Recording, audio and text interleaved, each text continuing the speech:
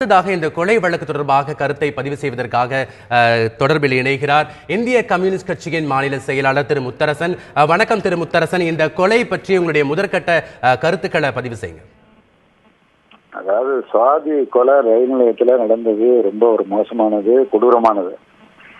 அதில் ராம்குமார் தான் அதை செய்தார் என அவர் சந்தேகத்தின் பேரில் அவர் கைது செய்யப்பட்டு நீதிமன்ற காவலில் புழல் சிறைச்சாலையில் அடைக்கப்பட்டிருக்கிறார். அப்படி அடைக்கப்பட்டிருக்கிற ராம்குமார் தற்கொலை செய்து கொண்டு இறந்து போனார் என்று காவல்துறையினர் தெரிவிக்கின்றனர். பொதுவாக சிறைச்சாலை மிக பாதுகாப்பான இடம். அங்கு எந்த ஒரு கைதியும் அவ்வளவு எளிதாக தற்கொலை செய்து கொள்வது என்பது சாத்தியமே கிடையாது. அப்படிப்பட்ட நிலையில் ராம்குமார் எவ்வாறு ஒயரை எடுத்து பல்லில் கடிப்பதற்கான ஒரு சூழல், ஒரு வாய்ப்பு அங்கு இருந்தது என்பது ஒரு சந்தேகத்திற்குரியதாக இருக்கிறது.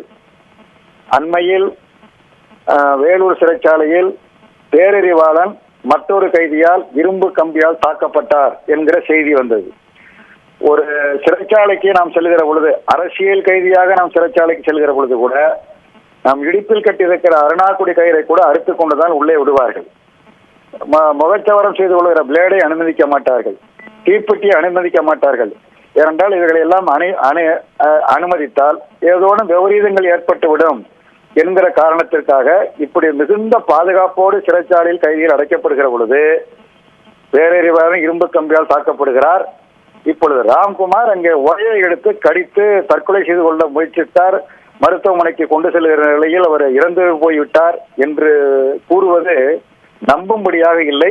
ஒரு விரிவான விசாரணை இதில் தேவை. திரு முத்தரசன், ஜூலை 1ஆம் தேதி இந்த சுவாதி கொலை வழக்கில் ராம்குமாரை கைது செய்திருக்கிறார்கள். தற்போது இந்த சுவாதி கொலை வழக்கில் இவர் கைது செய்ததிலிருந்து தற்போது வரைக்கும் இந்த வழக்கானது சரியான பாதையில் சென்றிருக்கிறதா நீங்க நினைக்கிறீங்களா? நான் இது ஒரு சரியான பாதையில செல்றதா உறுதிப்படுத்தி சொல்ல முடியல. ஏன்னா இது குறித்து பல்வேறு விதமான செய்திகள், அது வசதிகளாக கூட இருக்கலாம், அல்லது உண்மைக்கு புறம்பாக கூட இருக்கலாம், எப்படி வேணாலும் இருக்கலாம். அந்த சுவாதி கொலை என்பது ஒரு கொடூரமானது, அது ஏற்கவே முடியாது, கண்டனத்திற்குரியது. அதனால் இதில் உண்மையிலே யார் குற்றவாளி? இந்த ராம்குமார் தான் குற்றவாளியா, அல்லது வேறு பலர் யாராவது இதில் இருக்கிறார்களா? அவைகளை எல்லாம் மூடி மறைத்து விட்டு இந்த ராம்குமாரை சம்பந்தப்படுத்தி அவருக்கு தண்டனை வாங்கி கொடுப்பதற்கு காவல்துறை முயற்சித்ததா என்கிற ஐயப்பாடெல்லாம் இதில் பொதுவாக இயல்பாக இருக்கத்தான் செய்கிறது. திரு முத்தரசன், இந்த மாதிரி சிறைச்சாலைகள்ல கைதிகள் தற்கொலை மற்றும் நீங்க குறிப்பிட்ட மாதிரி பேரறிவாளனை தாக்குதல் சம்பவம், இது போன்ற சம்பவங்களை தடுக்க, நிரந்தரமாக தடுக்க என்ன மாதிரியான நடவடிக்கை எடுக்க வேண்டும் நீங்க நினைக்கிறீங்க? அதாவது சிறைச்சாலைன்னா அது ஒரு விசாரணை கைதியாக இருந்தாலும், தண்டனை கைதியாக இருந்தாலும், எத்தகைய கைதிகளாக இருந்தாலும் அவர்களுக்கு உரிய பாதுகாப்பு, வேறு எங்கேயும் இல்லாத பாதுகாப்பு சிறைச்சாலையில் தான் கடந்த காலங்களில் இருந்து வந்தது.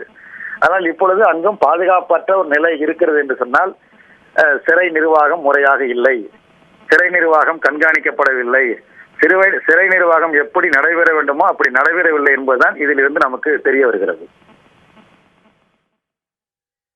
சுவாதி கொலை வழக்கில் ராம்குமாருடைய தற்கொலை சிறையில் சரியான பாதுகாப்பு இல்லை என்பதை காட்டுவதாக இந்திய கம்யூனிஸ்ட் கட்சியின் மாநில செயலாளர் திரு முத்தரசன் தனது கருத்தை பதிவு செய்தார்.